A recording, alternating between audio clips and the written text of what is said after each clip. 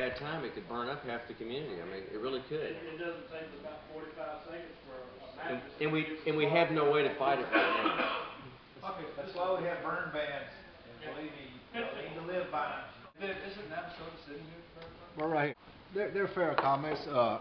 On the average, 10 calls a year out this way, I would say, is what we average. Predominantly, a lot of grass fires come out here. The response time, it's kind of true what you say. We have a crew there. Food, the volunteers, we have approximately 15 volunteers. Our station stays manned. If there would be a big fire in the city, yes, most of the time it would be, but we have mutual aid with Plantersville, and they would back us up. So, if we were uncovered, if it's not, somebody's not coming, we wouldn't do that. But, like I say, we work with Plantersville, any county that we'd have to get. If we had a major fire going in the city, our trucks would be tied up there with our, is correct. But if y'all get paid first and we're here, then somebody will come to the city. We're not gonna leave here and go back to the city. That's what we're gonna have to work all this out, is the mutual aid agreements, the territory, and all that. Because right now, y'all are our primary response area, along with the Plantersville storm response. Y'all have to go to the commissioner's court, what do y'all call it, Stanley? Your fire association. Fire association. Right. Okay, sit down with them, and they're gonna have to work out, because you're gonna have to be able to get a frequency to get paid on. You have to be, they have a permission, communications through the sheriff back there. You're gonna have to work out. Exactly. Right. You're gonna have to sit down with Stanley, us, work out what your territories are gonna be, what are you gonna respond to. Then you have to work out your mutual aid contracts. It has to be contracts and all this. Once you get going, once you get your charter, this is a very in-depth thing you really have to work on and stay on top of. The chief officer is in charge of his fire department. Our insurance on our trucks and our insurance on the people that we have and so forth runs somewhere in the neighborhood of about $9,000 to $10,000 a year. And once you're a volunteer fireman, you have no good Samaritan. The firefighters, as bad as you want to, you're not going to be able to respond until all of your personnel are at a certain level of training. Volunteer departments go through the State Firemen's and Fire Marshals Association. The minimum level of training is 70 hours right now. And if you don't have that minimum level of training, if you get out there and have a problem, when the lawyers get involved, there's going to be issues. It doesn't just apply to the firefighting part of it, the vehicle operations. If your people are not licensed properly, you bust through an intersection because you're in a hurry and not paying attention, they're going to own your fire department. Whoever you hit is going to own this fire department and whatever assets it has. If you do not have a paid person, you don't have a lot of the rules to go by. That once you have one paid person in your department, it changes. And as you get more paid people, it gets step higher. Why do I want to get involved with this? I got the risk of losing everything I have because It's for the community. It's all you can do is you're doing it because you feel like it's for the directors and stuff, the big thing is if you, from the very beginning, before you do anything, is to have written policies and procedures that cover everything about the department. Right. From training to day-to-day operations. Exactly. And they have to be enforced. There's no, well, we're going to let, Jimmy by because he was one of the founding members. That's fine. But if he's the one that goes out and he hadn't been making training or he hadn't been doing what he's supposed to and there's an incident, then quite lively, the attorneys are involved again, and that's going to, the department's going to suffer. Now remember, this is all worst case scenario. Right. Everybody's throwing at it. As he says, the department would suffer first. You get your charter, get your SOPs, get your bylaws, get everything set up, get your training started. All this has to be maintained and documented. Go to the county association. They have certain things y'all have to do.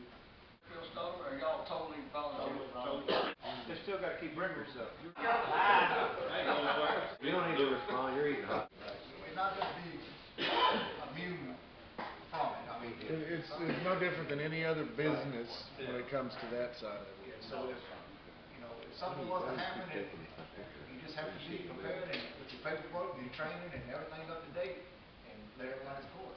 We got several retired Houston Fire Department members that, we talked to that, have a vast resource of knowledge and experience that we've asked to take, leadership roles like chief, assistant chief,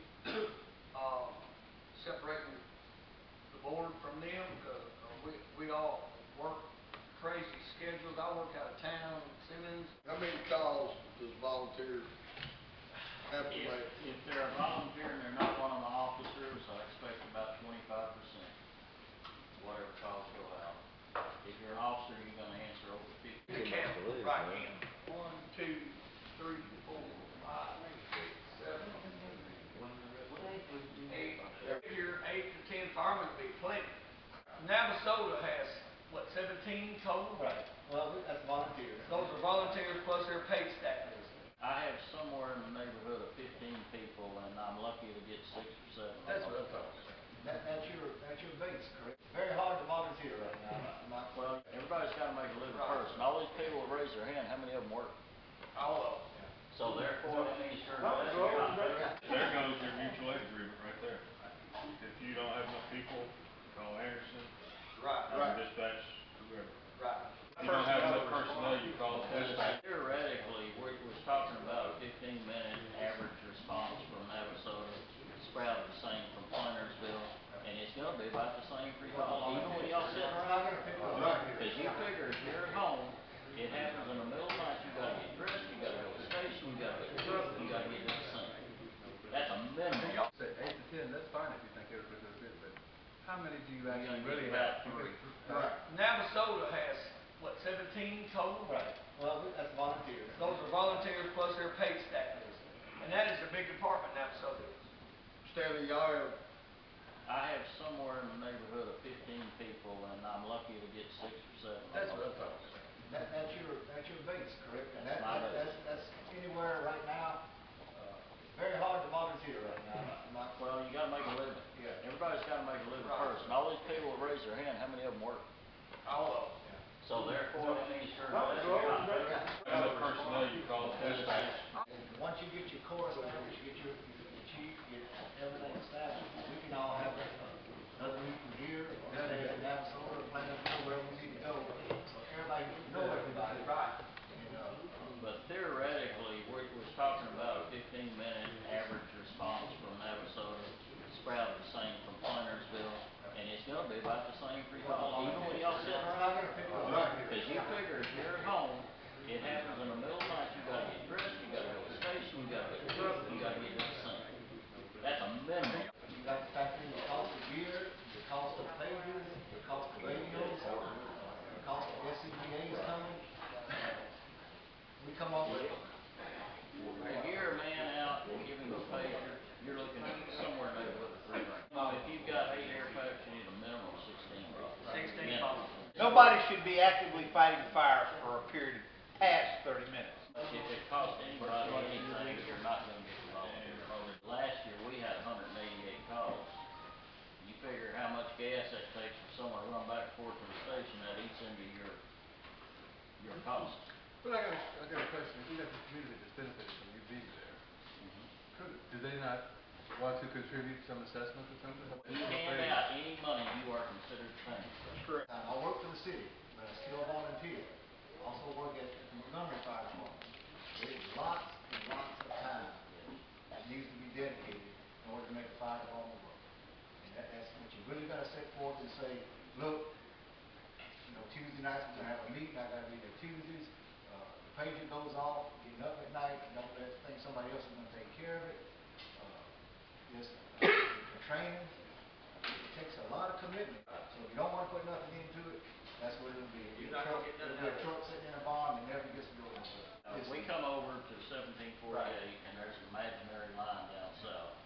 Navasota takes from the west side. So what we'll do, we'll sit down with the power to be, whoever decides they're gonna be, and we'll sit down and we'll map out your responsibility. One thing I'd recommend is not to get rid of any territories that until you're Right. totally established, and Right. leave it as is. When the pipe was first year, we'll all keep coming, everybody. Right. Right. Because that way, you know, it's gonna take time to learn what's done. Navasota has agreed to sell that truck to us for $10,000. Once we get established, they have a lot of grant money. And the Forest Service will, we can get grants You from can us. get grants for gear pretty easy, you can get grants for pagers pretty Training easy. too. Training is a definite. You can get pretty much all your gear and everything through grants, and there's not a lot of waiting period with it. There goes to trucks, that's a whole different ballgame. If you're a total volunteer department, every grant I've gotten, we pay 5%. They've gone 95 on every grant I've gotten, because we're strictly volunteer. Ours would be totally volunteer fire department. Mr. Larrett and myself will sit down with the bankers, we'll purchase the truck, and we'll have a fundraiser for the community. We have the fundraiser, we put the money back into the department to pay for that vehicle. We've also spoken with Stanley about a truck that he has, that is a donation type deal. Every fire department in this county has fundraisers. Now, I think the communities always support them.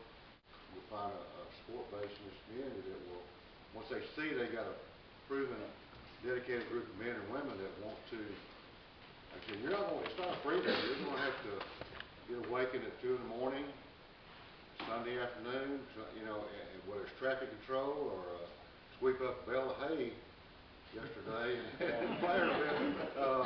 You know, you never know what you may be summoned to do. Accident, fire departments are summoned to come out and do traffic control. On the flip side, many times you go to structure fires or industrial fires, the law enforcement does a reverse role. We help them keep traffic control so they can do their job safely. Sometimes you have hostile crowds.